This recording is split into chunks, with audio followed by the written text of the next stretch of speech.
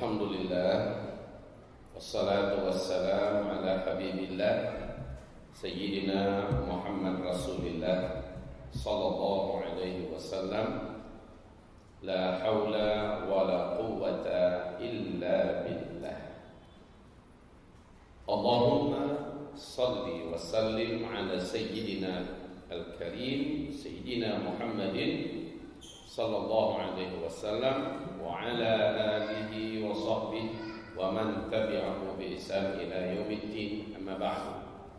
Segala puji dan syukur kita untuk Allah Rabbul Alamin. Kita ucapkan bersama-sama, mari.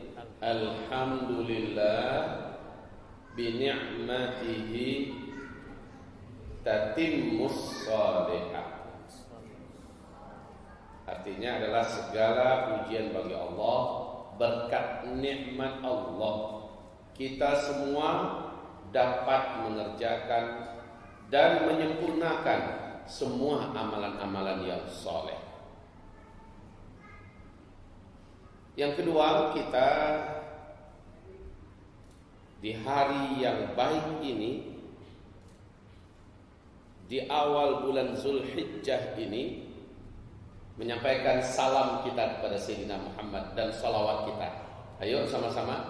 Allahumma salli ala Sayyidina Muhammad wa ala ali Sayyidina Muhammad kama sallaita ala Sayyidina Ibrahim wa ala ali Sayyidina Ibrahim wa barik ala Sayyidina Muhammad wa ala ali Sayyidina Muhammad kama barakta ala Sayyidina Ibrahim wa ala ali Sayyidina Ibrahim fil alamin innaka Hamidum Majid. Amin. Amma ba'du. Baiklah, berita terbaru dari bumi Syam. Pertama, apa perlunya kita sampaikan tema ini? Hubungannya dengan kita itu apa? Pentingnya ke kita itu apa? Berita baru tentang Rusia, berita baru tentang Arab Saudi, berita baru tentang Eropa, berita baru tentang Cina, berita baru tentang Asia Tenggara, berita baru dari dunia lain kan bisa. Dan itu jangan di masjid. Juga sama dengan Syam ini. Ketika judul ini diangkat, pentingnya bagi kita itu apa? Hubungannya dengan kita apa? Ini yang kita terangkan dulu, kita tekankan terlebih dahulu. Kaum muslimin yang kami muliakan, saya bertanya kepada kita semua, siapa yang ingin selamat dari Dajjal? Angkat tangan. Semua. Berarti kita semua punya kepentingan tentang Syam. Satu. Yang kedua, siapa yang ingin selamat dari Ya'juj dan Ma'juj? Angkat tangan. Sama lagi, semua, termasuk beliau. Kita semua punya kepentingan ingin selamat dari Ya'juj dan Ma'juj. Yang ketiga, pertanyaannya, siapa yang ingin mendapat pengakuan dari Allah Rabbul Alamin sebagai manusia terbaik di akhir zaman? Semua lagi. Enggak ada yang absen ya. Ingin dapat pengakuan sebagai manusia terbaik di akhir zaman? Iya. Jawabannya hadis Sahih Muslim. Allah berfirman dalam hadis qudsi, yang menceritakan hadis ini adalah Abu Hudzaifah ibnul Yaman, di mana Rasulullah bersabda, Allah berfirman. Jadi Rasulullah bersabda, Allah berfirman, bukan Al-Quran ya, bukan ayat. Tapi kalau Allah berfirman kata Rasul, berarti hadisnya hadis suci, hadis qudsi itu. Apa kata Rasulullah? Allah berfirman kepada negeri Syam, hai Syam, kamu adalah bumi terbaik pilihanku di akhir zaman. Aku akan masukkan ke dalammu seluruh hamba-hamba terbaikku di seluruh muka bumi, dan aku akan keluarkan darimu seluruh orang-orang tak baik dari hambaku. Keluar dari negeri Syam. Yang terbaik masuk ke negeri Syam. Berarti saat kita bicara dengan Syam, siapa yang peduli dan siapa yang ingin ambil ambil kaplingan untuk termasuk manusia terbaik di akhir zaman, cita-citanya harus ke Syam. Sebab yang akan boleh masuk ke Syam menurut hadis ini hanyalah hamba Allah yang terbaik. Hanya hamba Allah yang terpilih. Dan Allah akan keluarkan dari negeri Syam di akhir zaman ini makhluk-makhluk Allah yang menurut Allah tak baik. Allah keluarkan dengan apapun cara, dia keluar. Yang terbaik Allah akan masukkan nanti, gimana pun caranya. Mungkin kita tak berduit sekarang, kita tak punya paspor, enggak ngerti bahasa Arab, ya. Mungkin saja kita ini apalah, kita ini siapalah, tapi menurut Allah kita hambanya yang pantas untuk dimasukkan oleh Allah ke Syam, pasti nyampe ke Syam. Pasti nyampe ke Syam. Nah, perjalanan kita kemarin, alhamdulillah kita menempuh negeri Syam walaupun cuma 2 negara, yaitu Yordania dan Palestina. Tapi itu cukup mewakili lah. Karena Suria kita tak bisa masuki. Lebanon juga nggak ada rutenya perjalanan ke Lebanon. Yang cuma adalah Yordania, negerinya para nabi, kemudian Palestina. Saya akan bercerita nanti. Ini cerita ya.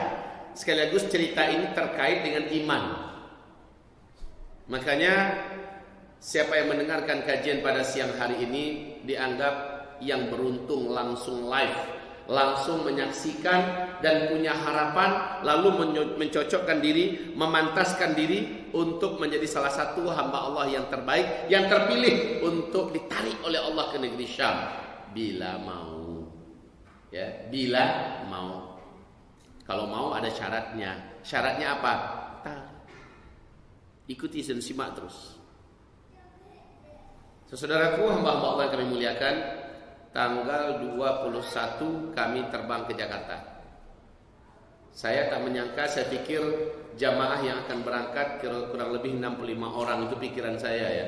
Sampai saya di Jakarta, kami menginap di Hotel Anara di Terminal 3. Itu hotel yang memang disiapkan oleh Bandara 3, hotelnya spesial dan harganya juga spesial. Nginap kami di situ, malamnya kami manasik umroh. Peserta ternyata lebih 130 orang. Ya Allah, ini yang akan saya bimbing, ini yang akan saya pimpin nanti waktu melaksanakan ibadah. Saya kaget, saya pikir hanya berapa tadi? 65, berarti 2 kali lipatnya. 65 itu sudah 2 bus. Kalau 135 orang berarti sudah 4 bus. Parah ini. Kita sendirian. Namun alhamdulillah, namanya juga petarung lama dari tahun 1994 saya sudah ke Tanah Suci. Namanya kan petarung lama namanya itu. Ya, tiap tahun Allah izinkan kita ke sana dan berbagai macam jenis jamaah kita hadapi, jadi sudah terbiasalah. Hanya yang sebanyak itu mungkin baru yang kemarin. Alhamdulillah, tanggal kami menginap semalaman. Tengah malamnya kami pun safar ke Madinah dulu. Singkatnya langsung kami ke Madinah. Sebelumnya saya jumpa dengan salah seorang syekh kami di pesantren. Namanya Syekh Sa'ad bin Yaslam Al-Khambari. Beliau sudah hampir 2 tahun dengan kita di pesantren. Beliau dari Yaman. Beliau ini baru pulang dari umrah, ya, 3 bulan yang lalu. Apa katanya? Saya sedih, hati saya hancur berkeping-keping. Saya lihat Mekah Madinah bukan seperti yang saya kenal 2018 yang lalu. Demi Allah, kalau tidak ada Mekah Madinahnya, tidak ada kepentingan kita orang Islam datang lagi ke sana. Demi Allah, kalau tidak ada umroh dan hajinya, nggak usah masuk lagi ke situ. Itu kata beliau ya. Saya sebagai penganalisi tentang hadis fitnah akhir zaman, sebenarnya sih mengikuti berita-berita perkembangan demi perkembangan. Tapi yang langsung pulang dari sana, dan itu Syekh Sa'ad sendiri, orang Yaman langsung, yang punya sahabat dengan syekh-syekh di Madinah, di Mekah dan sebagainya. Dia langsung yang bercerita bagaimana bertolak baliknya 180 derajat kondisi Mekah, Madinah dan Arab Saudi sebagai simbol benteng terakhir penerapan syariat Islam di muka bumi di masa-masa fitnah ini telah berubah 180 derajat. Oke, saya manggut-manggut, dan ketika saya masuk ke Madinah, suasananya memang terasa beda. Auranya beda. Tidak seperti tahun-tahun sebelumnya. Saya masuk ada rasa iman. Saya masuk ada aura rohaniah yang masih suci. Tapi kemarin saya masuk, suasananya terasa keruh, auranya terasa nggak karu-karuan. Sesuatu rasanya nggak nyaman itu sangat kental di dalam hati ini. Ya, itu Madinah loh ya. Madinah, kota suci Nabi Muhammad, kota suci umat Islam. Di Madinah saya hanya 3 malam 4 hari. Lalu kami bertolak menuju Mekah. Di Mekah orang nggak banyak, saudaraku, bapak ibu sekalian, orang nggak banyak. Tetapi dibuat seolah-olah panik. Itu suasananya yang terbentuk. Orang nggak banyak. Di mana-mana jemaah yang saya perhatikan, jemaah Indonesia. Kemana mata memandang, jemaah Indonesia. Ada sikit-sikit orang-orang Malaysia, ya. Tapi ya perbandingan 1:100 lah. Perbandingan kita dengan Malaysia itu, kita semua. Jadi karena 1,5 tahun atau mungkin 2 tahun ya, udah orang nggak umroh. Sekali umroh membludak orang Indonesia semua isinya. Kemana-mana hidungnya mirip dengan kita semua. Ya. Orang dari luar negeri yang lain sak cuil. Ya. Kemana-mana kita saja semua. Baik, orangnya nggak banyak, tapi dibuat panik. Yang buat panik siapa? Pengurus 2 tanah suci. Itu yang membuat panik. Diberi sekatan yang begitu banyak, dipersulit, dihalau ke sana, dihalau kemari. Saya lihat ini yang mengelola 2 tanah suci ini bukan lagi orang-orang beriman ini. Masa jamaah Allah yang harusnya dimuliakan, yang harusnya dipermudah, yang harusnya ini sudah beda. Gimana orang bisa susahin terus. Itu prinsipnya kayak gitu. Selagi masih bisa susahin terus. Di Mekah 2 kali lipat atau 3 kali lipat dibandingkan Madinah. Itu yang saya rasakan ya. Sampai kaum muslimin yang kami muliakan. Kan ada 3-4 lantai itu Masjidil Haram ya. Untuk umroh seolah-olah kayak 1 lantai aja bisa dipakai. Sa'inya itu membludak kayak orang haji akbar. Sementara lantai bawah, lantai 3, lantai 4 ya. Orang untuk naik ke atas itu susah, ke bawah juga dilarang. Untuk tawaf bolehnya cuma yang memakai pakaian ihram. Jadi yang pakai resmi walaupun dah selesai ihram ya, mau bolak-balik ulang tahun udah nggak bisa. Habis itu mau sholat di lantai bawah dilarang, dihalau ke atas. Sesampai di atas nggak bisa ke bawah.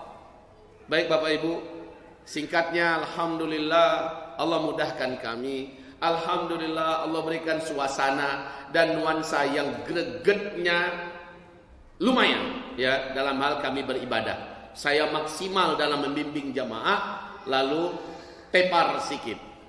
Ya, saya terkapar di kamar 2 hari lamanya.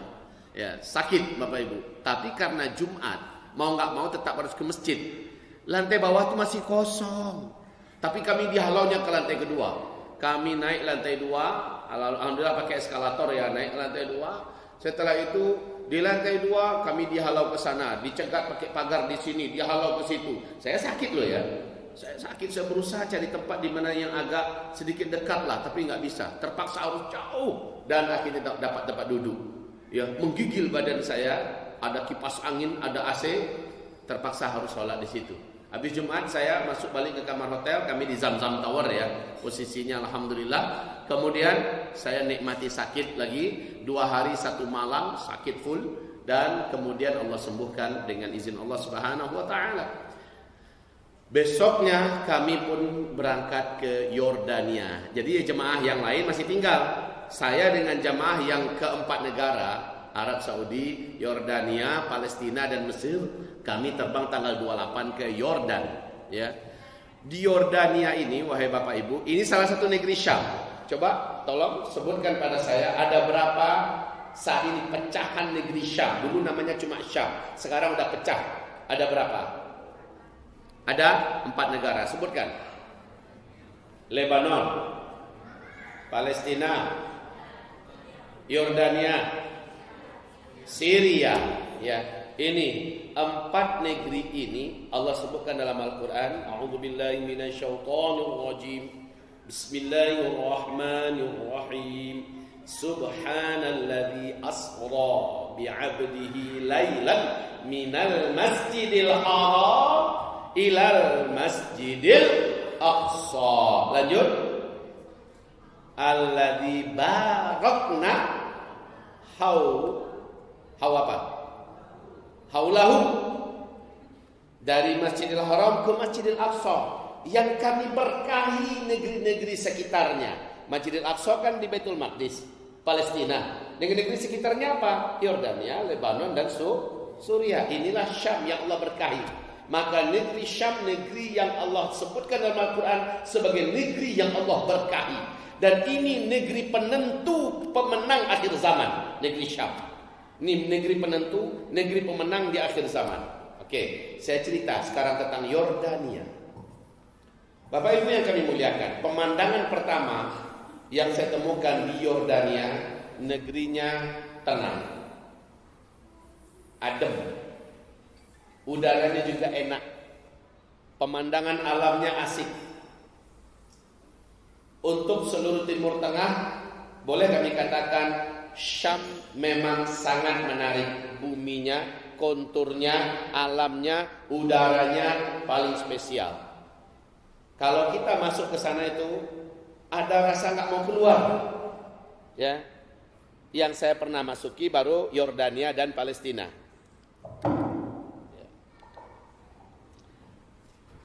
Sepanjang kami dibawa jalan-jalan ke Yordania, ada rasa tenang. Benar kata penduduk di sana dan guide kami mengatakan, Yordania ini sangat terkenal suka memuliakan tamu yang datang.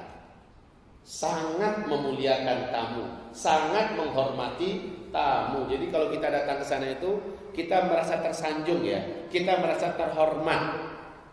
Beda kalau kita masuk ke Mekah. Ya Allah, barah, roh. Diusir sana, usir sini. Wahai Bapak Ibu yang kami muliakan, tentang masalah jahiliyah yang di Mekah Madinah, saya belum cerita tadi ya, langsung ke Yordania aja. Ntar kita pending Yordania sebentar. Saya menyebutkan perkembangan kejahiliyahan yang ada di Mekah Madinah. Perlu nggak? Jangan-jangan ini riba, ceritain kejelekan orang lain. Dosa kita ini di masjid, jadi nggak usah cerita riba lah. Masalahnya ini terkait dengan hadis Nabi di akhir zaman, la tattabi'anna sunanal ladzina min qablikum shibran fa shibra dhira'an fa dhira'a hatta walau dakhalu juhra dhabbin tabi'tumuh aw dakhaltumuh. Benar-benar kamu nanti akan niru jahiliyahnya orang-orang sebelum kamu, sejengkal demi sejengkal, sehasta demi sehasta. Sampai-sampai mereka memasuki lubang biawak, kamu ikut-ikutan masuk lubang biawak yang sama bersama dengan mereka. Maksudnya apa? Ikut yang gak masuk akal pun akan dibuat oleh umat ini.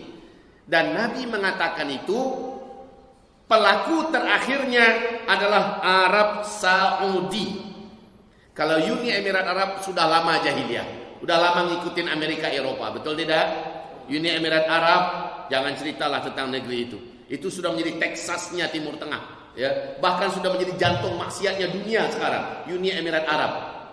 Saya tidak berlebihan ya, nyambut tahun baru saja puluhan ribu pelacur didatangkan dari berbagai negara masuk ke Uni Emirat Arab, dan dari satu negara sekelas Israel saja masuk 50 ribuan orang, maaf ya bahasa saya kasar, untuk menyebarkan mani-mani haram mereka di tanah Arab. Itu baru satu negara sekelas Israel.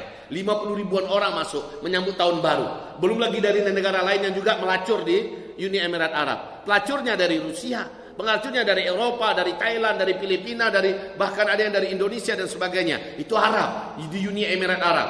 Bahrain yang sebelahnya, entah mana yang pelacur antara dua ini, ya. Bahrain itu udah lebih Bali daripada Bali. Kuwait, Oman dan sebagainya sudah menjadi jahiliyah, udah lama lah. Yang masih agak lama bertahan itu Arab Saudi. Tapi sejak dirampas secara dikudeta secara paksa oleh Muhammad bin Salman, sang pangeran putra mahkota tertunjuk terpilih, yaitu Pangeran Muhammad bin Nayef, 2017 kejadian ini.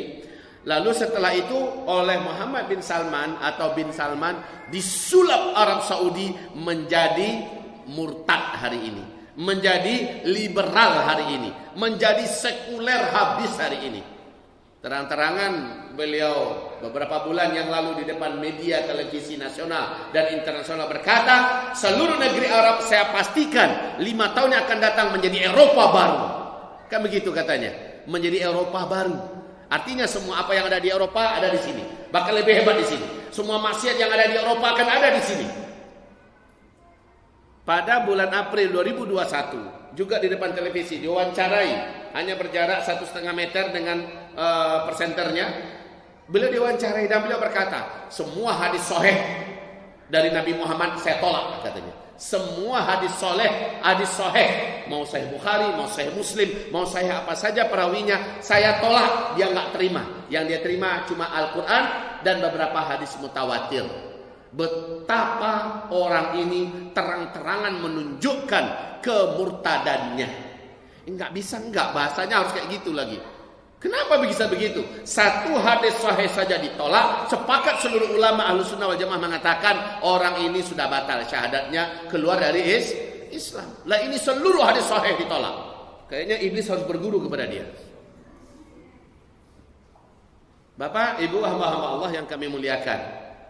Baru-baru ini mungkin semuanya pernah mendengar atau mungkin ada di antara kita yang belum dengar ya. Terang-terangan si bin Salman ini membolehkan wanita tidak lagi pakai jilbab. Silakan, mau buka aurat silakan, mau telanjang-telanjang seperti di tepi pantai hanya pakai BH dengan kolor silakan. Ya, mau kayak apa?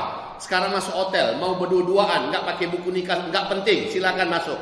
Ya, berzinalah kalian suka hati kalian. Minum minuman keras kayak udah minum aqua, minum air minum biasa. Itu udah terjadi sekarang ini. Ya. Dan wahai hamba-hamba Allah, mungkin yang baru-baru umrah baru-baru ini pernah merasakan bagaimana dia naik taksi sopirnya wanita.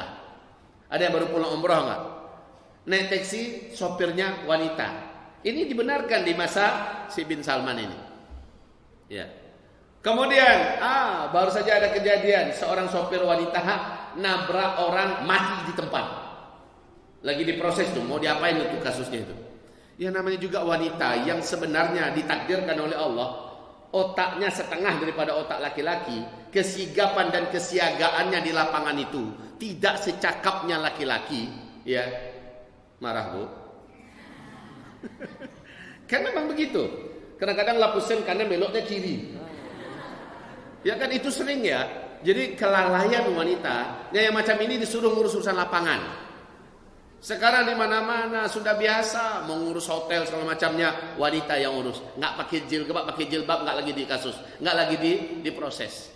Baik Bapak Ibu yang kami muliakan, bahkan di Masjidil Haram wanita polisi lucu bentuknya, ya bulat-bulat nggak karuan gitu, pakai suatu bot, ya jadi polisi, pakai baju militer di dalam Masjidil Haram, ya turun bawah naik atas segala macamnya, udah kayak apa lah gitu, namanya emansipasi lah ya, jadi Eropa baru, jadi semuanya disamakan.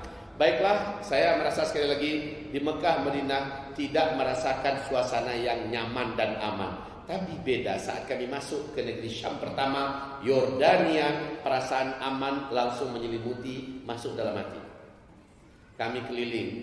Yang memang kami akui, yang kami sedihkan itu adalah, dan ini harus diakui ya, saya sampai di hotel dengan jadi jamaah yang hanya umroh saja, mereka pulang besoknya. Hari ini kami ke Yordania, jamaah yang ada kurang lebih 1,5 bus atau hampir 2 bus itu pulang mereka ke Jakarta dari Mekah Madinah.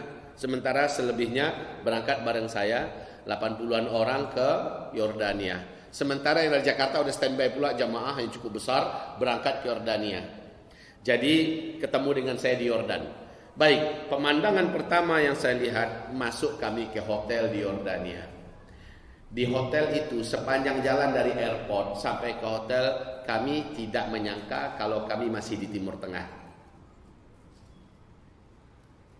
Kami tidak menyangka kalau kami masih di Timur Tengah.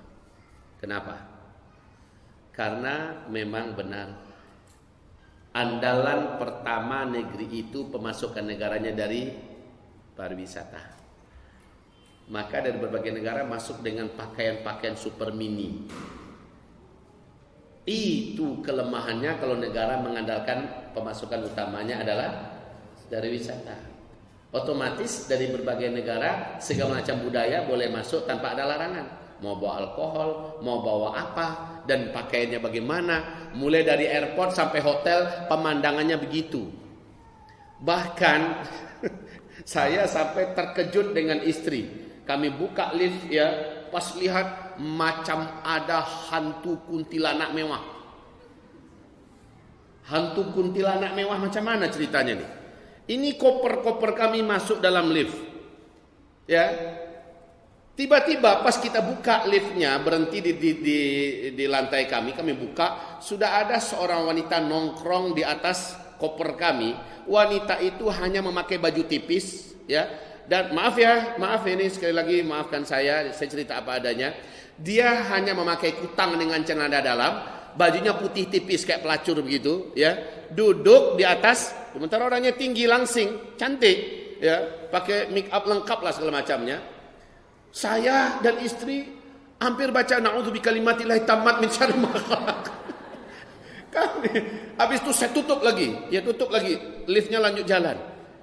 Bukan satu orang, satu sudut sana, satu sudut sini. Duduk di atas koper kami. Ya, kan mirip hantu gitu. Habis itu saya ambil lift yang lain. Nah, bolak-balik di lift macam itu ketemu makhluk-makhluk macam itu. Dari berbagai macam jenis ras. Saya keluar, di luar juga banyak yang gentayangan dengan pakaian-pakaian mini. Itu yang akan disaksikan oleh mahasiswa-mahasiswa kita yang belajar di Yordania. Dan ada ponakan saya di sana. Untung dia bawa istrinya. Ya, saya menyaksikan itu dan kami katakan pada adik-adik itu saat malamnya pertemuan dengan mahasiswa-mahasiswa di Yordan, kalian tolong jaga iman kalian, jaga hafalan kalian. Ya, kalau kalian nggak kuat jangan di sini, pindah ke negara lain. Ya, kalau kalian ingin bertahan di sini, jadilah kalian sebagai lelaki yang punya istri. Karena gimana ya, namanya anak muda, pemandangannya macam itu. Ya. Lama-lama rontok itu. Kalau punya hafalan hilang semua hafalan itu. Ya, Bapak Ibu yang kami muliakan, alhamdulillah mahasiswa Indonesia situ tak banyak ya. Saya dengar hanya 350-an orang lah dengan biaya yang tinggi.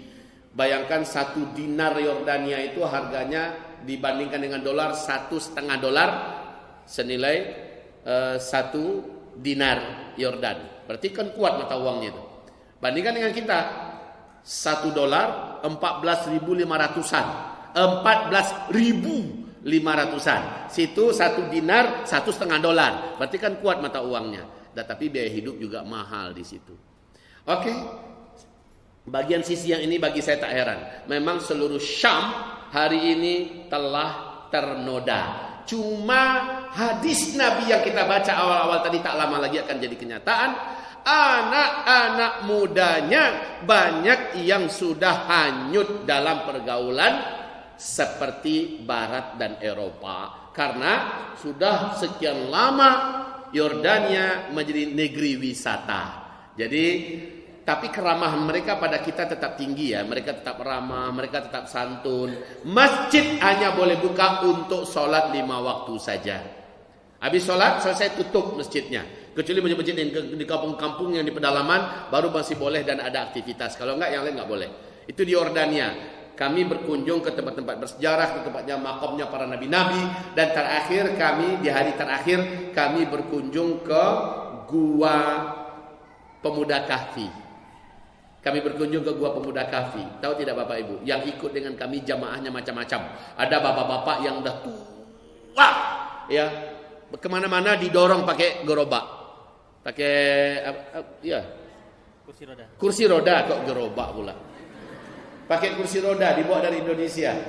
Ada mak-mak kaya, mak-mak tajir, ya. dari Medan. Dia kaya sekali. Saking kayanya kerjanya keliling dunia terus.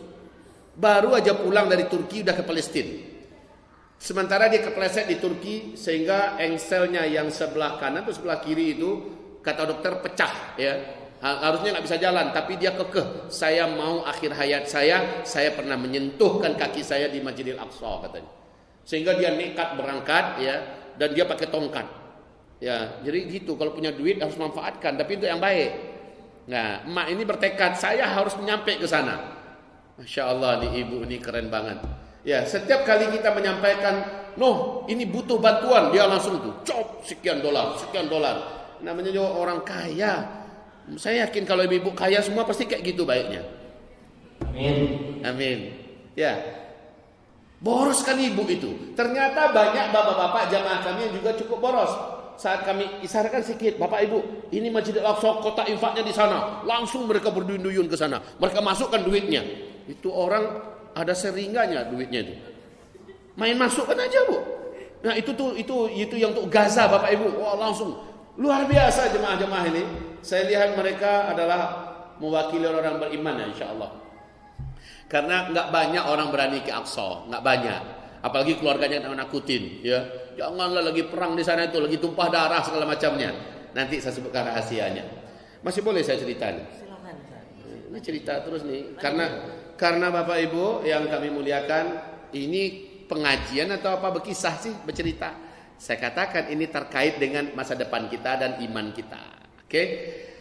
Selesai kami pun menyeberang dari 120 hampir 130 orang jamaah yang tertahan dan tak boleh masuk, lebih kurang ada 9 orang. 9 orang itu muda-muda semua. Yang muda-muda nggak bawa bini berangkat ke sana. Itu rata-rata dicegat nggak bisa masuk. Dan visanya anehnya, visanya hanya diberikan menjelang akan masuk. Kalau dicek dari Jakarta, nggak ada masalah sehingga travel memberangkatkan. Makanya dan ini pengalaman bertahun-tahun seperti itu ya. Nanti bisa masuk atau tidaknya itu spekulasi. Ada sebagian besar 93%, 97% masuk, tapi bakal ada 1-2 yang tertahan, tidak bisa masuk. Dan rata-rata yang nggak bisa masuk ini anak-anak muda yang nggak bawa keluarga, tidak bawa istri. Pihak Israel menyangka ini jangan-jangan mau tinggal nanti di Palestina, ikut berjihad di sana. Makanya kalau mau pergi ke Palestina, Allah kasih kita rezeki, bawa istri. Kalau belum beristri, cepat beristri, berangkat sana. Ya, itu satu. Yang kedua, kasus yang tidak bisa masuk itu rata-rata mereka punya media sosial yang semangat 45 mempublikasikan kejahatan Israel. Ya, mempublikasikan kejahatan Israel dan mereka punya sistem intelijen terbaik di dunia ya. Mereka tahu siapa-siapa yang sangat agresif di media sosialnya. Mereka bisa telusuri itu. Atau mungkin ada 1-2 di antara kita yang rajin memberikan infak wakaf sedekahnya langsung direct ya, langsung dia mengirimkan bantuan ke Palestina. Orang macam itu, rekening banknya, semuanya diobrak-abrik oleh sistem intelijen Israel dan ketahuan ini orang ini pernah memberikan bantuan, maka ditolak. Orang-orang macam itu yang ditolak, yang punya sejarah masuk-masukkan bantuan langsung. Makanya mau bantu langsung, pikir-pikir ulang lah. Bagusnya melalui beberapa saluran resmi yang aman, ya. Kemudian juga jangan dengan nama asli, dengan data asli, dengan semua identitas asli berselancar di dunia maya menginfokan tentang perjuangan di Palestina. Ya, pakailah nama-nama yang samaran, nama apa kayak pokoknya, identitas apa kayak pokoknya. Karena saat kita ada rezeki berangkat ke sana, mereka akan cekal kita, ya, dan mereka akan usir kita keluar, nggak boleh masuk. Gitu ceritanya. Baik, saudaraku, hamba-hamba Allah yang kami muliakan, di perbatasan kami semuanya lancar masuk, kecuali yang tertahan memang dari awal nggak boleh menyeberang. Kami lewat darat ya, dari Yordania itu lewat darat, masuk semuanya lancar. Yang tertinggal dibawa langsung ke Mesir oleh pemilik travel. Ini pemilik travel saya berikan acungan 2 jempol lah. Pemilik travelnya orang Arab, ya, orang Mesir. beliau sangat bertanggung jawab dengan jamaah yang ada di travel beliau. Beliau pemilik El Casas Tour and Travel Internasional, ya, El Casas. Sementara yang untuk di Indonesia namanya Sabah Khidmah Mumtazah, namanya Sabah, ya, melayani penuh dengan pelayanan yang istimewa. Itu, dan apa yang beliau nyatakan itu masuk dalam kenyataan. Nampak setiap kali ada kejadian apa, mereka paling di depan melindungi jamaahnya. Bahkan ada yang hilang paspornya, ada yang kececer semacamnya, mereka bertanggung jawab penuh. Dengan ini saya beberapa kali berangkat dengan Sabah, saya selalu mengatakan Sabah termasuk travel terkuat, terbaik yang pernah saya temukan, memiliki rasa amanah dan tanggung jawab yang bisa dikatakan bintang 5 dia, kelasnya, ya. Baik, saudaraku, hamba-hamba Allah yang kami muliakan, lalu kita masuk ke Palestina. Di Palestina kami pertama sekali dibawa ke Jericho atau Ariha. Jericho, kawasan yang termasuk paling panas dan bersejarah, masih milik otoritas pemerintahan Palestina, ya.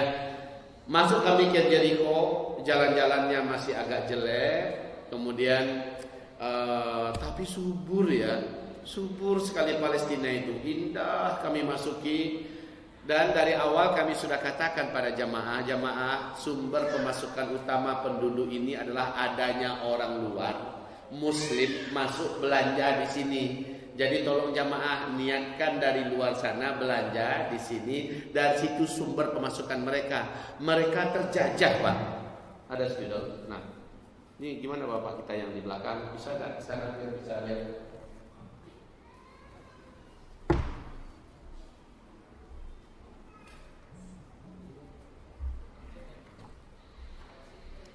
Apa? Ini aja. Yap. Ini Laut Mediterania. Ini adalah sudah Mesir, ya.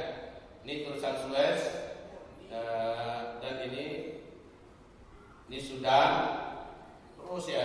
Jadi baik, ini Yaman, ini Arab Saudi dan seterusnya, ya.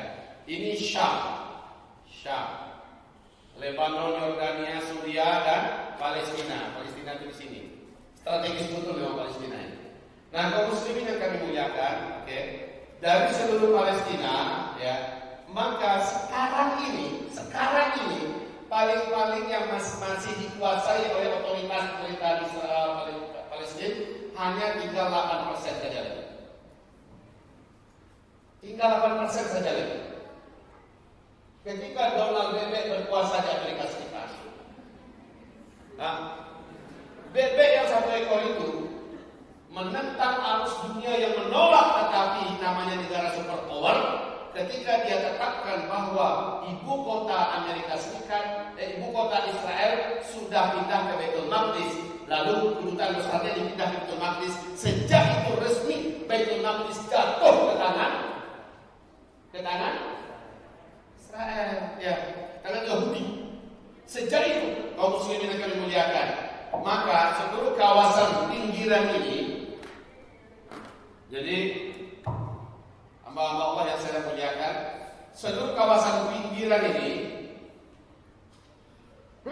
alhamdulillah, ya bismillah subhanahu. Ini seluruhnya sudah dibentengi oleh pemerintah penjajah Israel. Di sini Baitul Maqdis, ada beberapa tanah yang masih macam inilah kisahnya. Saking sedikitnya, ya, kayak ini, selebihnya udah dikepung mereka. Jadi kita mau masuk ke Palestina dari jalur mana saja, jalur itu sudah dikuasai sepenuhnya oleh Israel. Gak bisa. Paling-paling tapi jalur Gaza, ya, paling-paling dari sini. Ibarat selebihnya sudah dikuasai mereka. Kita mau masuk dari mana saja, mesti masuknya resmi melalui imigrasi Israel. Nah, pertanyaan Bapak Ibu sekarang, kami masuk ke sana, negeri itu kan kacau dan sering perang, tumpah darah. Nggak apa-apa tuh kami di sana. Bertahun-tahun saudaraku, puluhan tahun saudara kita masuk, dan travel terkuat dan terprofesional yang membawa jamaah dalam sebulan itu bisa sekali, bisa 2 kali ke Palestina. Udah puluhan tahun berjalan, aman, tidak pernah ada masalah bawa jamaah. Kuncinya begini, selama mereka memberikan visa, kita masukkan pengajuan visa di Jakarta.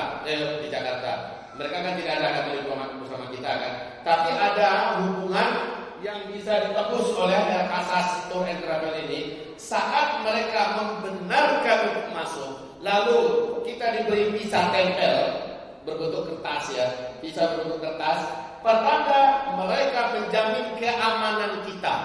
Jadi siapa saja yang masuk ke Palestina melalui Israel, Israel kasih visa.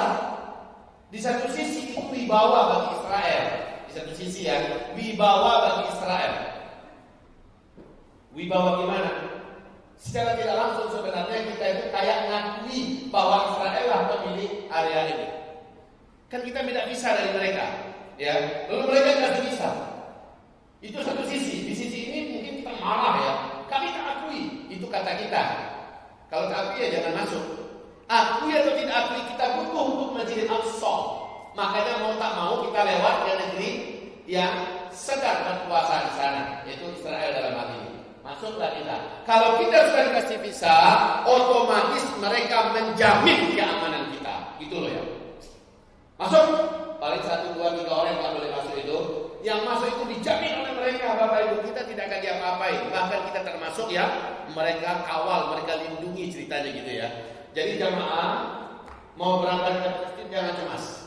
Selama kita dikasih visa, berarti Israel akan menjaga, mengawasi, melindungi kita dari hal-hal yang membahayakan. Dan justru mereka yang tersortir menurut mereka yang bisa jadi ancaman di Palestina, di Israel. Paham ya sampai di sini? Oke, kami masuk.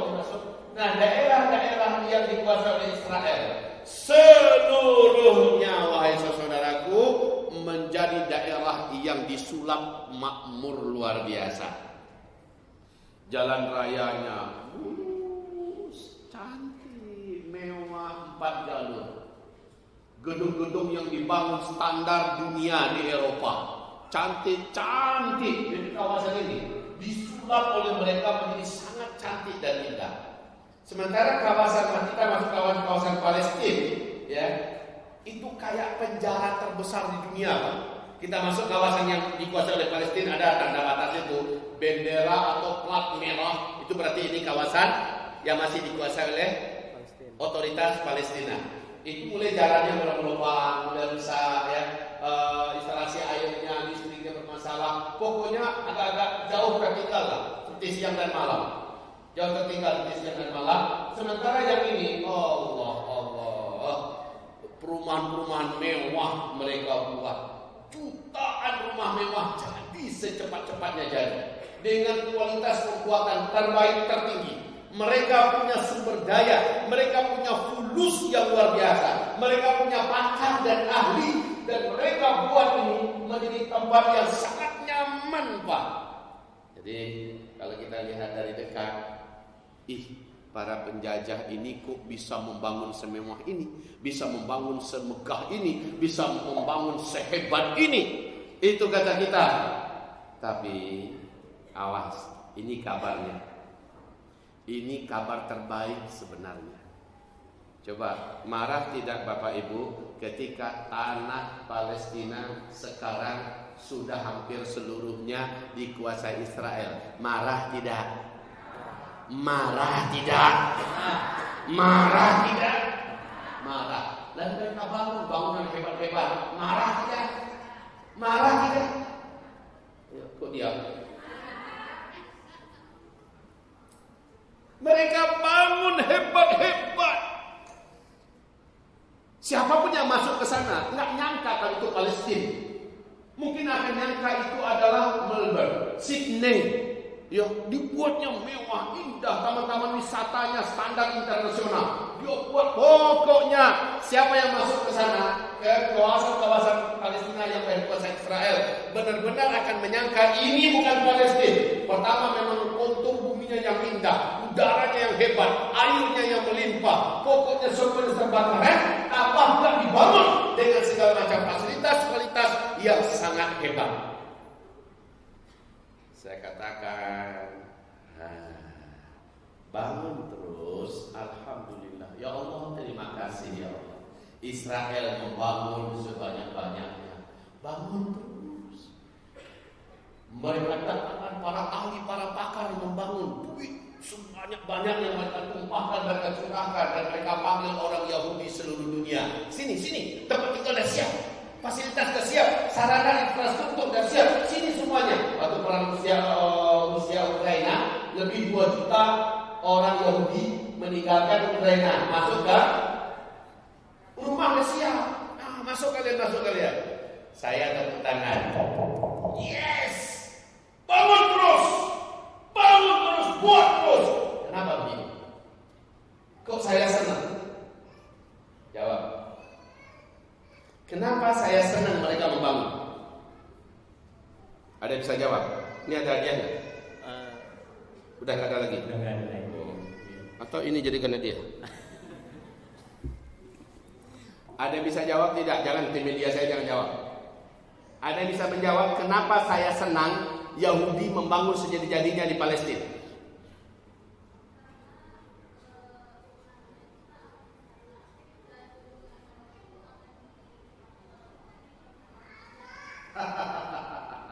Kok tahu? Karena dengar ceramah saya, udah dengar duluan. Oke, it's okay. Jadi sebenarnya secara kasat mata mereka penjajah membangun di negeri suci umat Islam Palestina, tetapi ya secara eksplisit kita bersyukur pada Allah. Allah kirim orang-orang yang punya sumber daya untuk mempersiapkan pusat peradaban Islam dunia yang akan memimpin sedunia di akhir zaman. Pusatnya adalah ini, dan yang membangunnya adalah orang Yahudi yang membuat negara palsu mereka yang bernama Israel. Mereka bangun ke depan, Allah berikan semuanya. Lalu ketika Islam memimpin dunia, pusatnya adalah Palestina, jantungnya adalah Masjidil Aqsa. Saat itu seluruh infrastrukturnya sudah siap. Dan hadis yang tadi kami bacakan, orang-orang terbaik dari hamba-hamba Allah, Allah akan undang. Ya, makhluk-makhluk yang jahat menurut Allah, Allah akan keluarkan dari sana. Berarti semua rumah-rumah yang mereka bangun, jutaan rumah yang hebat mereka bangun sekarang, itu akan kosong. Yang mengisi siapa? Bapak Ibu, saya, amin. Kita semua, amin. Tapi kalau kita menurut Allah termasuk hamba pilihannya. Sekarang nanti gimana sih cari bisa menjadi hamba pilihan? Kan itu akan kita kaji. Terakhir itu akan kita kaji. Mau tinggal di Palestina. Demi Allah ya saya katakan, saya kalau boleh memilih saya nggak mau pulang kemarin. Benar, nggak mau Bapak pulang, maunya di sana saja. Kenapa? Nyaman. Saat kami masuk ke Palestina, semua jemaah bilang ya ketika kita masuk ke Masjidil Aqsa, ya Allah, Masjidil Aqsa itu sepi. Rakyat Palestina nggak boleh sholat di Masjidil Aqsa. Rakyat Palestina yang di sini pencet sini nggak boleh sholat di Masjidil Aqsa. Kami mengunjungi salah satu tempat di Hebron kami berkunjung ke sana dan kami singgah ke sebuah masjid yang itu ada makam Nabi Saleh. Ya, kami jumpa dengan imam masjid. Lalu beliau bercerita malam tadi, lihat itu jendela-jendela masjid kita hancur. Lihat sebelah luar, lihat ternyata malam tadi mereka dikepung oleh ratusan Yahudi radikal untuk merampas masjid itu. Ya, dan kami bertahan pakai ketapel, pakai ini kata mereka malam tadi. Lalu hari ini dia bercerita, kemudian sebelum kami pisah, apa katanya? Air matanya menetes.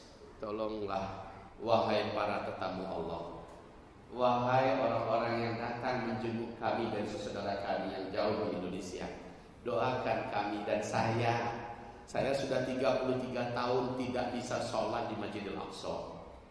Padahal jaraknya cuma 13 km ya. 13 km dari Masjidil Aqsa. Sudah 33 tahun dia tidak bisa sholat di Masjidil Aqsa. Dia minta tolong doakan kami. Tolong doakan saya rindu sholat di Masjidil Aqsa. Orang Palestina. Sementara pemilik radal kami, Sabah Hikmah Muntazah, juga berpesan yang sama. Apa katanya Pak Ustaz? Wahai seluruh jamaah, tolong ya, doakan saya ingin sholat di Masjidil Aqsa. Kami orang Arab tak boleh sholat di Masjidil Aqsa. Itu ratapan seluruh orang Arab yang beriman pengen sholat di Masjidil Aqsa. Lah kita yang dari Indonesia, Allah izinkan bisa sholat di Masjidil Aqsa, kok gak berangkat sih?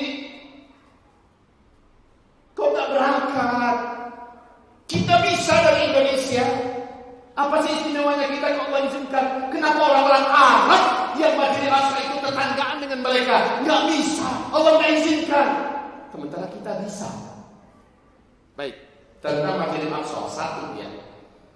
Wahai hamba Allah yang saya cintai, Nabi berkata, hadis riwayat Imam Baihaqi, Imam Ahmad, Rasulullah berkata, sallallahu alaihi wasallam, saudaraku Sulaiman, kata Rasul, Nabi Sulaiman ini, saudaraku Nabi Sulaiman alaihissalam. Jadi tukar kita. Mau balik lagi sini? Tidak masalah. Enggak masalah. Semoga Allah menaikkan derajat antum. Amin. Menikahkan antum dengan para bidadari surga. Amin. Dan tidak melupakan istri antum di dunia. Amin. Masya Allah. Kita lanjutkan. Rasulullah SAW bersabda, saudaraku Sulaiman berdoa kepada Allah. 3 hal yang diminta, Allah Subhanahu wa taala mengabulkannya. 1. Saudaraku Sulaiman berdoa kepada Allah, ya Allah. Itu doanya setelah selesai membangun Masjidil Aqsa. Jadi setelah selesai membangun Masjidil Aqsa, Nabi Sulaiman berdoa. Yang pertama doa Nabi Sulaiman, ya Allah, berikanlah aku kekuasaan yang tidak pernah Engkau berikan kepada makhluk manapun, manusia manapun sampai hari kiamat. Dan Allah telah mengabulkan doa itu, kata Rasul. Kan gak ada orang sehebat Nabi Sulaiman sampai sekarang dan sampai hari kiamat tidak akan ada sekaya, sehebat dan sekuat beliau. Yang kedua doa Nabi Sulaiman setelah selesai membangun Masjidil Aqsa, yang kedua adalah, ya Allah, berikan aku kemampuan mampu menegakkan hukum-Mu dan menjalankan hukum itu seadil-adilnya ya Rabbal Alamin. Dan Allah telah mengabulkannya. Sehingga Nabi Sulaiman terkenal sebagai nabi yang paling berkuasa tapi paling adil, ya, paling kuat menjalankan hukum Allah Subhanahu wa taala. Yang ketiga doa Nabi Sulaiman, ya Allah, jadikanlah siapapun salat di Masjidil Aqsa ini walau hanya 2 rakaat ya Allah. Setelah dia selesai salat di sini dan keluar meninggalkan masjid, semua dosa yang pernah dia buat seumur hidupnya keluar dari tubuhnya, hilang dari catatan amalnya selama-lamanya ya Allah. Bagaikan seorang bayi yang baru terlahir dari rahim ibunya. Ini doa Nabi Sulaiman yang ketiga bagi orang yang sholat di Masjidil Aqsa walau hanya 2 rakaat. Dan aku berharap semoga Allah mengabulkan juga doa itu, kata Rasulullah Sallallahu Alaihi Wasallam. Jadi saya hubungkan tadi, kalau orang Arab saja susah mau sholat di Masjidil Aqsa, padahal sebegitu hebatnya keutamaan Masjidil Aqsa. Kita yang dari Indonesia bolak-balik hampir tiap saat pergi umroh ke tanah suci. Kenapa kita tidak laksanakan berangkat ke Masjidil Aqsa? Apakah tidak ingin kita kaki-kaki ini bersaksi kelak di depan Allah? Apakah tidak ingin kita tanah suci Masjidil Aqsa bersaksi nanti di hadapan Allah bahwa kita sudah mendatangi Masjidil Aqsa, bahwa kita telah membawa sebagian harta kita untuk dibagi-bagikan kepada rakyat terjajah, saudara muslim kita di Palestina, dengan cara berbelanja kepada mereka.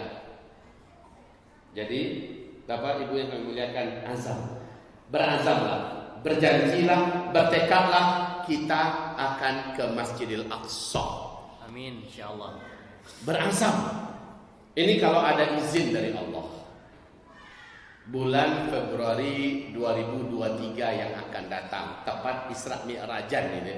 Kalau di Indonesia kan ada tanggal merah untuk Isra Mi'raj. Tepat Isra Mi'rajan. Dengan izin Allah, kalau ada izin Allah, saya akan kembali membawa rombongan jamaah bersama Sadba Khidmah Muntazah ini menapak tilasi Isra Mi'rajnya Nabi Muhammad. Subhanalladzi asra bi 'abdihi lailan minal masjidil harami ilal masjidil aqsa. ke Masjidil Haram dulu ya, habis itu ke Masjidil Aqsa. Jadi bulan Februari, catat itu. Tahun depan bulan Februari kami akan melakukan perjalanan kembali ya ke ketiga tanah suci ini, Madinah, Mekah dan Masjidil Aqsa. Nggak peduli apakah kami nanti duluan ke Masjidil Aqsa, baru ke Mekah, Madinah, atau mana, pokoknya 3 tanah suci ini tahun depan di bulan Februari saat Isra Mi'raj kami akan berkunjung kembali. Nah, yang mau ikut bergabung silahkan merapat. Yang mau ikut bergabung silahkan merapat. Nanti hubungi Bunda Fatin di HP nomor 08 52 92 2408 ya. Ini untuk bulan Februari. Insyaallah taala kita berangkat kembali ke Masjidil Aqsa. Tapi setelah itu atau sebelum itu kita ke Masjid Nabawi dan Masjidil Haram. Berarti 3 tanah suci. La tashuddu rihala illa ila 3 masajid. Kamu tak boleh menyengajakan berkunjung ke masjid kecuali ke 3 masjid. Masjidil Haram, Masjid Nabawi dan Masjidil Aqsa. Oke, dan sekarang kumpulkan dananya. Dari sekarang mulai nabung. Berapa biayanya? Menjelaskan di sana. Alhamdulillah kemarin itu banyak yang mau mendaftar tapi sudah close, sudah tutup. Udah banyak yang mau bergabung, terpaksa gabung dengan rombongan berikutnya yang tidak saya yang membimbingnya. Nah, ini kalau umur saya masih ada, kesempatan dan izin Allah ada, di bulan Februari saya akan kembali ke Masjidil Aqsa bawa jamaah. Mudah-mudahan banyak jamaah Masjid Al-Falah yang ikut nanti. Amin. Amin ya rabbal alamin. Amin. Insyaallah untuk ikut ya. Amin insyaallah. Allah Maha Kaya, bukan duit yang memberangkatkan kita, tapi izin dan rahmat Allah Subhanahu wa taala. Siapa tahu Kak Pasha ikut nanti, ya Kak ya. Amin ya rabbal alamin. Wahai hamba-hamba Allah yang kami cintai. Oke. Jadi itu rahasia yang terkait dengan Masjidil Aqsa, dengan Palestina sekarang. Palestina sekarang. Bapak Ibu, kita nggak perlu marah.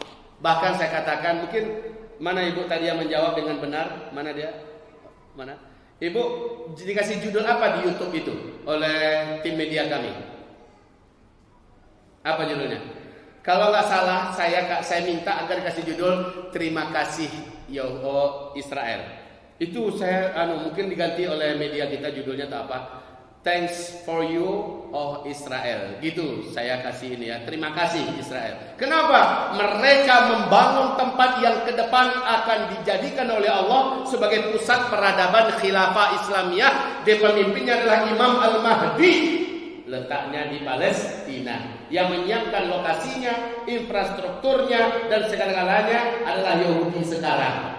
Jadi kalau kita lihat, ya apa yang kita katakan? Asa an takrahu syai'a wa huwa khairul lakum.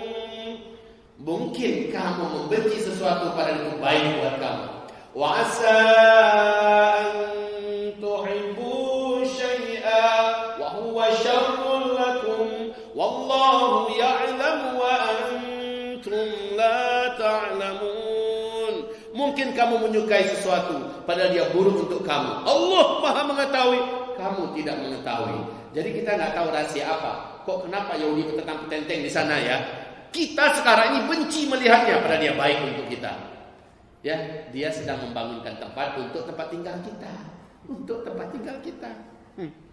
Ya Allah, benar saya katakan Palestina itu cantik. Palestina itu cantik. Masuk ke Palestina itu ada rasa iman, ada rasa iman. Makanya kata Nabi, negeri iman di akhir zaman bukan Mekah. Negeri iman di akhir zaman bukan Madinah. Negeri iman di akhir zaman adalah Syam, kata Rasulullah sallallahu alaihi wasallam. Ketika fitnah membungkus seluruh dunia, huru-hara kekacauan di seluruh dunia, negeri iman saat itu adalah Syam. Syam.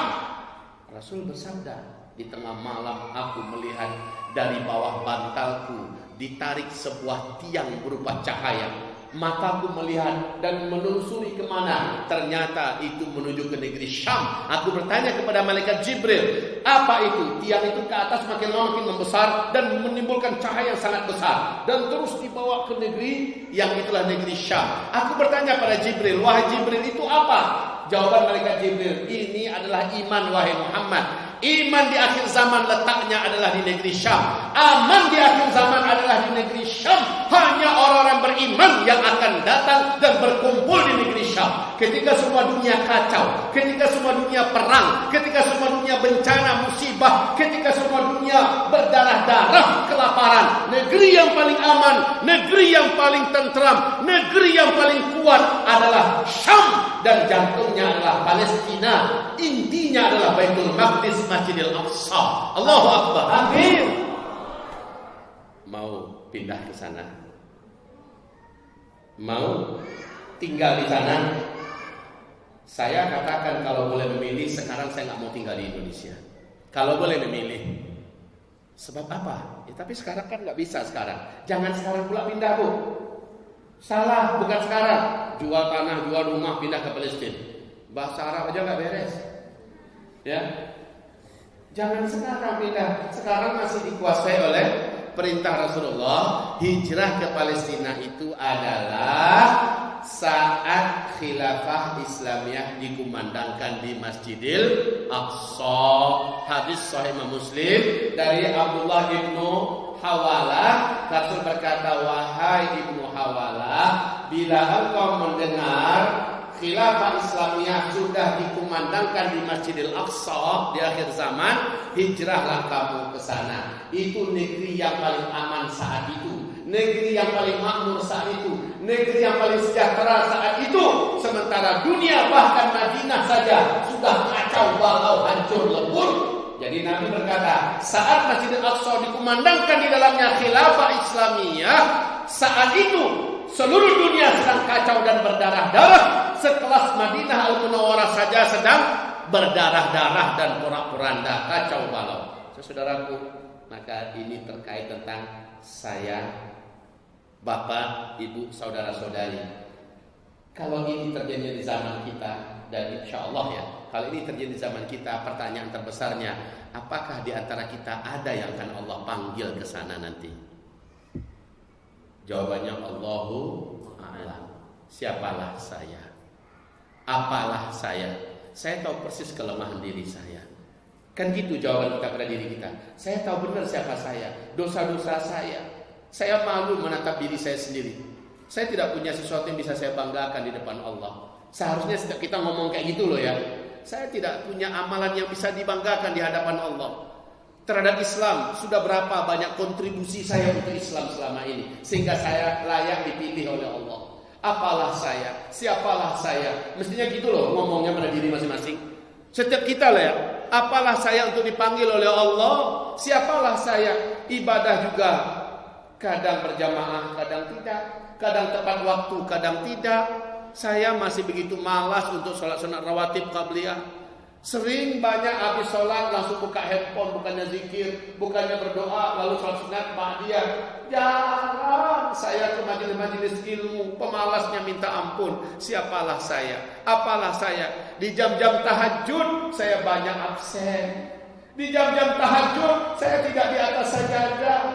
Di jam-jam tahajud saya masih berkelimun di dalam selimut tebal yang hangat.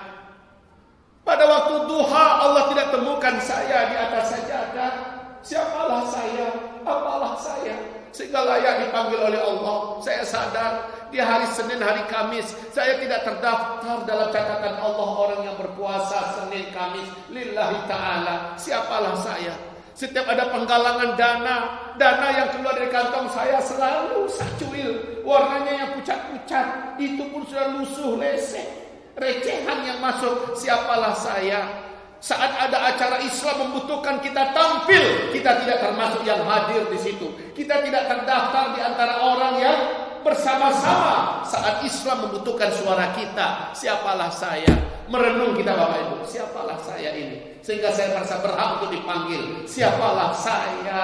Siapalah saya? Bahkan Bapak Ibu, saya sebagai Zulkifli Muhammad Ali sekarang ini berkata di hadapan Bapak Ibu, saya mengatakan perkataan-perkataan yang baru saya lafazkan ini muhasabah bagi diri saya. Zulkifli Muhammad Ali merasa belum pantas dipanggil oleh Allah ke Masjidil Aqsa untuk menjadi salah satu penduduk terbaik di akhir zaman dari hamba-hamba Allah. Zulkifli Muhammad Ali merasa lemah dan rapuh. Maka baiklah Bapak Ibu, muhasabah juga. Apakah Bapak Ibu sudah merasa layak untuk dipanggil oleh Allah tinggal di sana? Demi Allah, Indonesia ini bukan negeri impian untuk suasana akhir zaman. Bukan. Indonesia tidak akan jauh beda dengan negeri-negeri yang lain dalam penderitaan, kesengsaraan, dalam kekacauan peperangan, dalam pertumpahan darah dan bencana. Indonesia bukan tempat yang menjadi surga di akhir zaman. Surga di akhir zaman untuk di dunia adalah negeri Syam. Memantaskan diri adalah jawaban yang tepat. Pantaskan diri kita. Hendaklah kita tampil dalam setiap kebaikan kita ditemukan oleh Allah. Dalam setiap waktu kebaikan kita ditemukan oleh Allah Subhanahu wa taala. Di waktu tahajud kita ada, di waktu duha kita ada, di waktu salat sunat rawatib qabliyah ba'diyah kita ada, di salat berjamaah 5 waktu kita di shaf pertama. Ya, di waktu ada penggalangan dana kita termasuk yang terbaik, menyetorkan dana-dana kita disimpankan kepada Allah Subhanahu wa taala. Dalam setiap kebaikan seharusnya kita ada di depan. Sehingga sabda Rasulullah sallallahu alaihi wasallam, "Badiru bil a'mali fitanan ka qita'il lailil muzlim." Ya, badiru.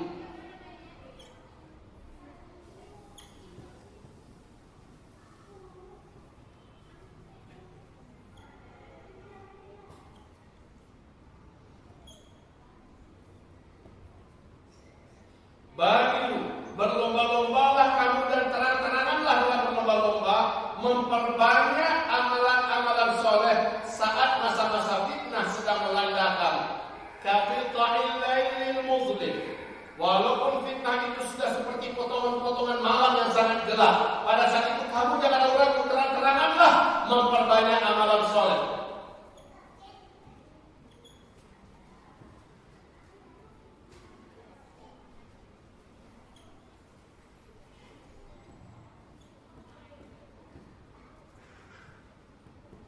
Ya, Badiru ini Badar, bulan Badar, perang Badar. Badar itu adalah bulan purnama. Maksudnya apa?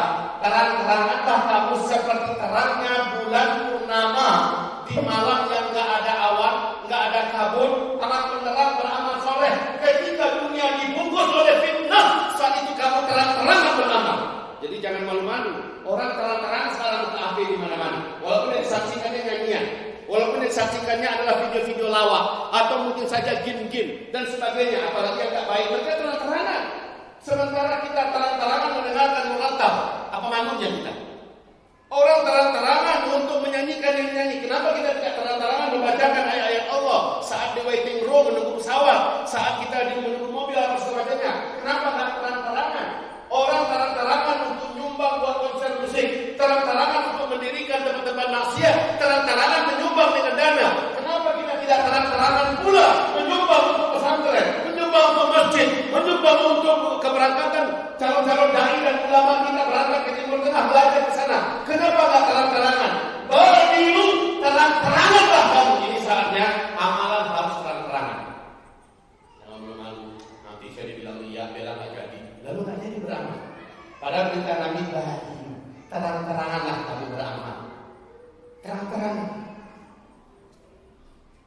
Ya, begitu.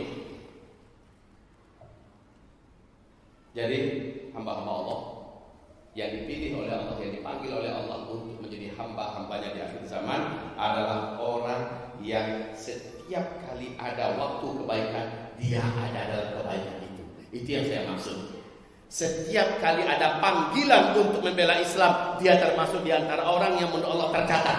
Walaupun dia hanya dengan dana atau dengan pikiran, dia dengan waktunya, dia sumbangkan pemikiran dan sebagainya, berangkat, jalan kamu segala macamnya. Saya hanya bisa bantu dengan dana dan pikiran. Saya hanya bisa bantu dengan tanda tangan, dengan restu dan sebagainya.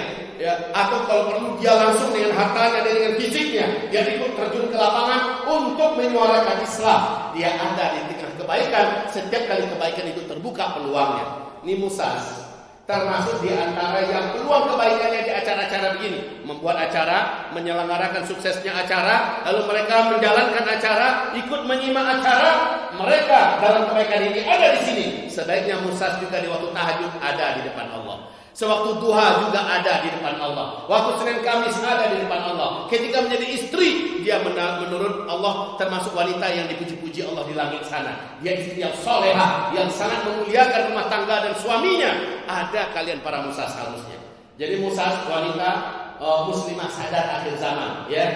Sadarilah posisi kita sekarang. Bila seandainya kita berharap, Bu ya, kalau seandainya kami bersemangat tapi suami nggak semangat, kami betul-betul menjadi wanita solehah tapi suami tidak, nanti waktu ke Palestina gimana, Bu ya?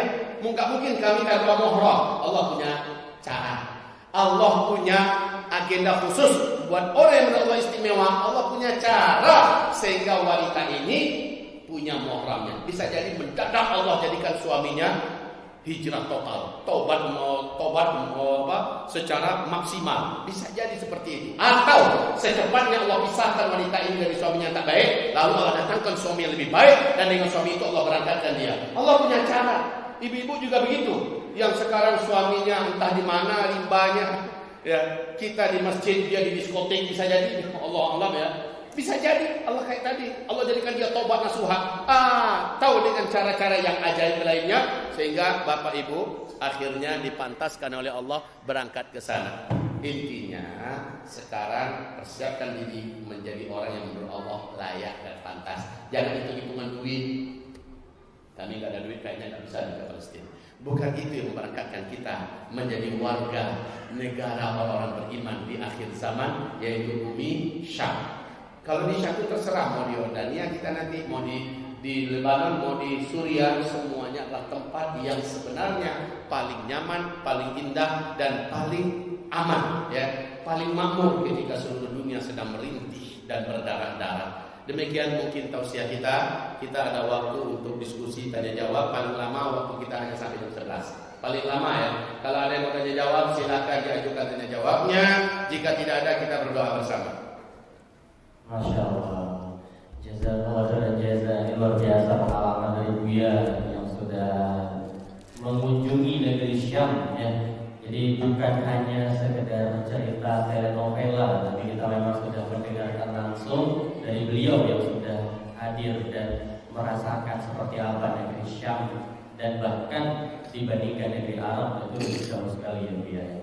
Baik, para jamaah kaum muslimin dan muslimat yang dirahmati Allah, sesi tanya jawab kita buka. Sebelumnya panitia, apakah ada pertanyaan dari kertas? Kalau ada silahkan dibawa ke depan. Silahkan nanti dikumpulkan pertanyaan-pertanyaan yang sudah dicatat di kertas untuk dibawa ke depan. Kita akan bacakan satu persatu, insyaallah akan dijawab oleh Buya. Kalau ada yang ingin bertanya langsung, silahkan angkat tangannya. Nanti akan saya berikan, saya tunjuk, saya akan berikan izin untuk bertanya. Dan mohon sampaikan pertanyaannya dengan singkat, jelas, dan tidak berputar-putar atau tidak bertele-tele. Silakan. Ya. Mohon bantu panitia apa?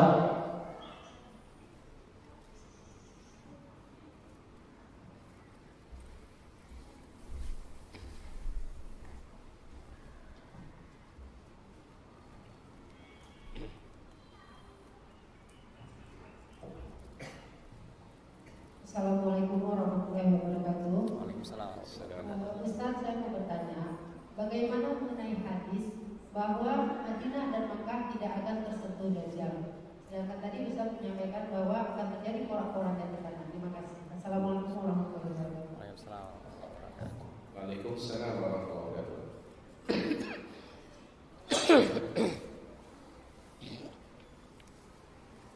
Baik.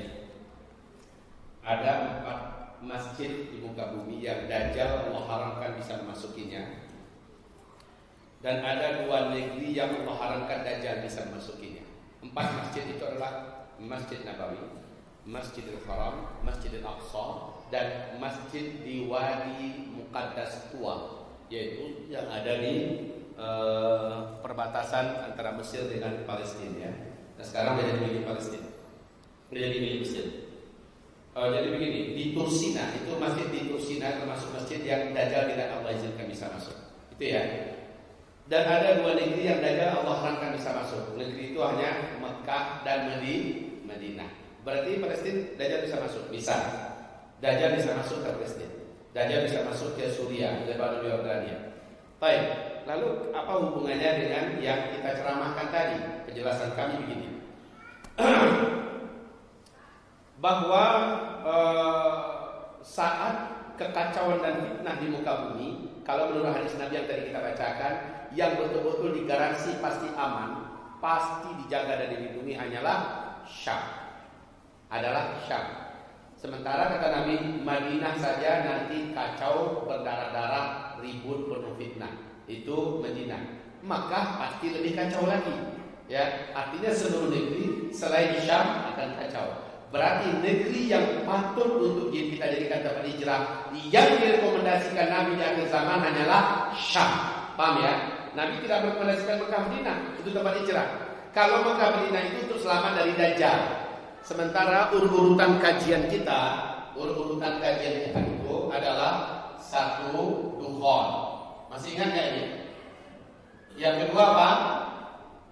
Yang kedua Dajjal. Oke. Yang ketiga apa? Isa alaihissalam. Yang keempat baru Ya'juj dan Ma'juj. Oke. Sementara dukhon ini baru terjadi karena hantaman meteor dari luar angkasa.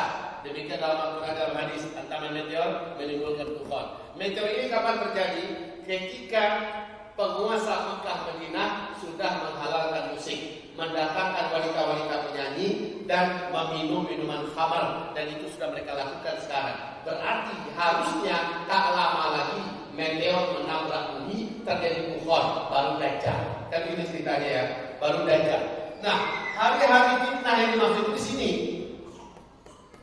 hari-hari fitnah di mana saat itu banyak manusia yang mati karena peperangan, karena bencana, karena kelaparan dan sebagainya. Di sini seharusnya kita sudah ada di negeri yang dijamin aman, dan negeri itu sudah dipastikan bahkan direkomendasikan oleh Allah SWT untuk jadi tempat hijrah. Seharusnya di sini kita sudah hijrah. Paham? Seharusnya di sini kita sudah hijrah. Kalau seandainya Dajjal keluar dan kita masih di Palestina, toh ada kawasan Baitul Maqdis yang bisa kita masuki, dan Dajjal tak bisa masuk di situ. Ketika Dajjal keluar, masuk Baitul Maqdis. Kawasan Baitul Maqdis itu lapangnya, lebarnya 14 hektar. Ya, 14 hektar. Masuk kita ke dalam sebagai penduduk Syam cukup insyaallah memadai. Jadi masukkan ke sana. Belum lagi di Baitul Maqdis itu ada ruang-ruangan bawah tanah yang berlantai-lantai. Jadi kita bisa masuk ke dalam. Artinya kalau kita masuk ke negeri Syam, ketika Dajjalnya keluar, maka kita bisa merapat ke kawasan Baitul Maqdis yang di dalamnya juga ada ruang-ruangan yang sangat luas dan bisa kita tempati. Gitu ya. Oke, silakan kalau pertanyaan berikutnya.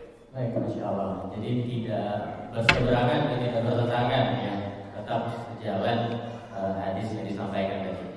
Baik, ini gimana Pak India? Ada pertanyaan dari kertas? Kalau ada silakan segera dibawa ke depan biar segera dibacakan.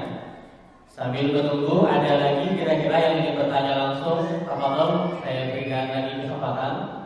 Dari Ikhwan mungkin ada? Ya, silakan. Tanya.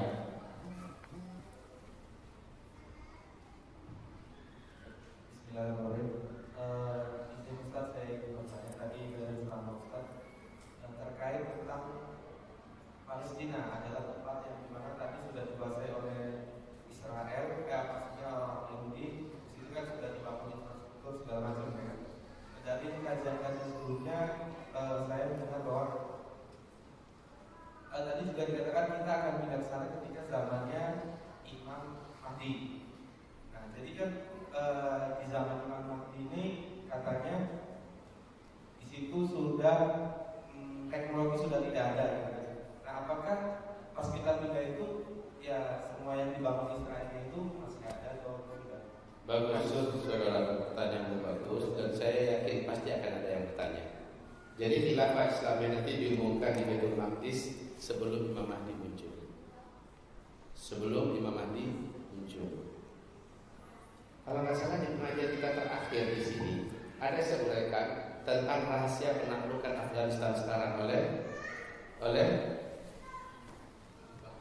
Emirat Islamiyah Taliban. Bukankah salah satu janji dan sumpah mereka ketika Daulah Islamiyah, Emirat Islamiyah yang berkuasa di Taliban nanti mulai kondusif, mereka menyiapkan pasukan khusus untuk membebaskan Masjidil Aqsa. Nggak pakai nunggu Imam Mahdi.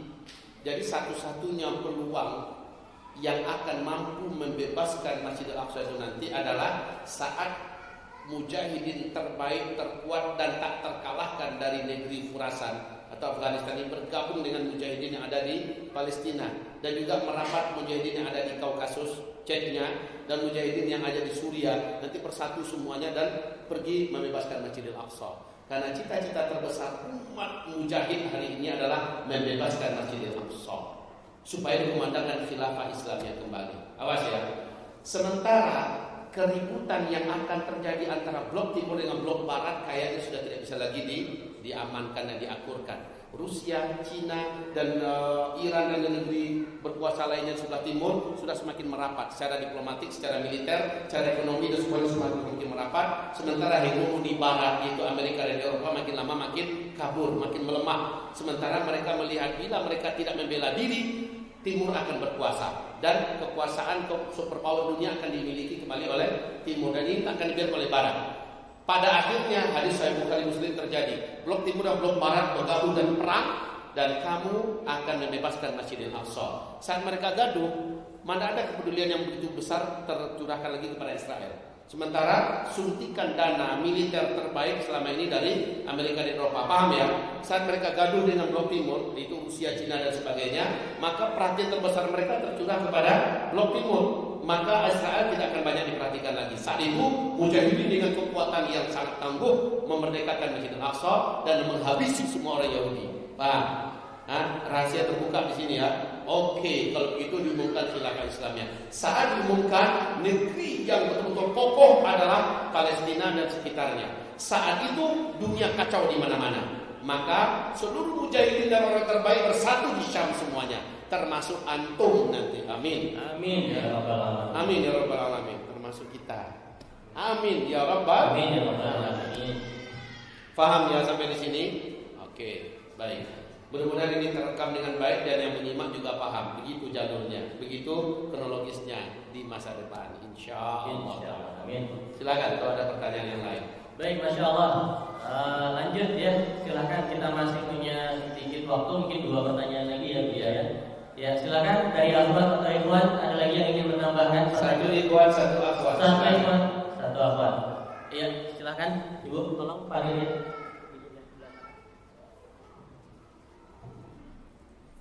Silakan Bunda diajukan pertanyaannya. Yang ikhwan satu orang saja lagi habis ini. Ya, siapkan pertanyaannya. Siapa yang akan bertanya?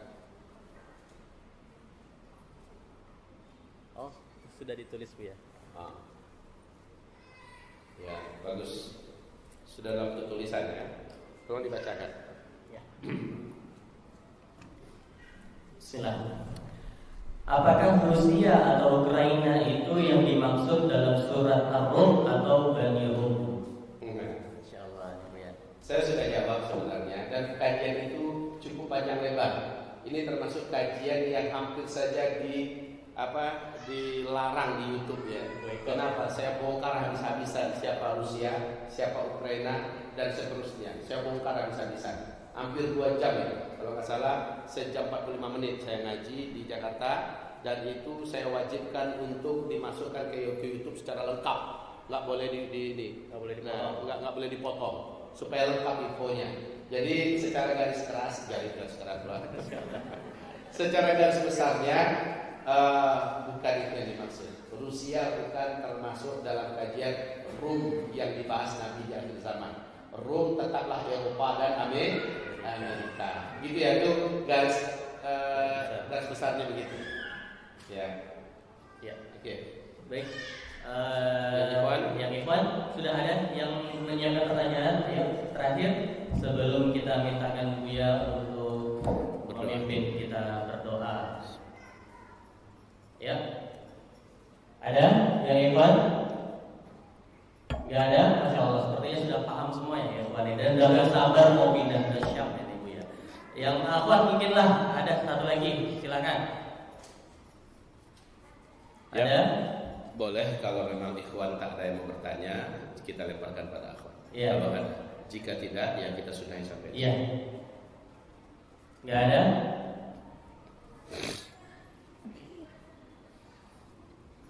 Oke. Ya sepertinya sudah cukup jelas dan lengkap Buya menjelaskan tadi. Ada ya? Oke, baik, insyaallah. Ya. Oh sudah ditulis, masya Allah.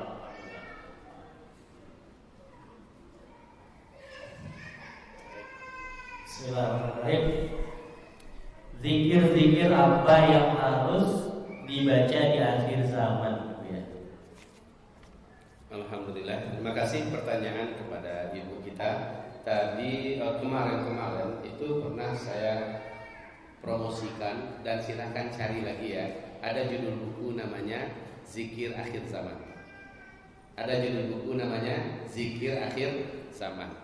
Buka di buku itu jelas sekali menghadapi dukhon ini zikirnya, menghadapi dajjal ini zikirnya, menghadapi bencana peperangan, bencana ini zikirnya. Jadi itu lengkap. Tolong nanti dibuka kembali kalau sudah ada bukunya, kalau tak ada dibuka saja kepada Mbah Google juga lengkap itu. Tanya si Mbah, insyaallah dia memberikan kepada kita info yang cukup. Ya di toko buku harusnya ada, mudah-mudahan di bawah ada ya. Kalau seandainya ada di bawah beli. Ya, saya nggak tahu apakah panitia atau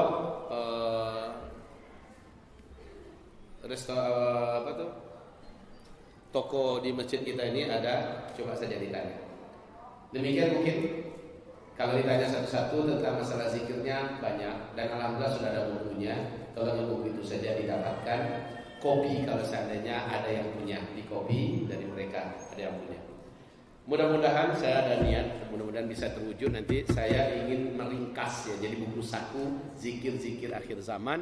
Dan saya beri komentar sedikit sehingga Bapak Ibu mudah membawanya kemana-mana, membacanya di mana-mana dan berdoa dengannya kapan saja.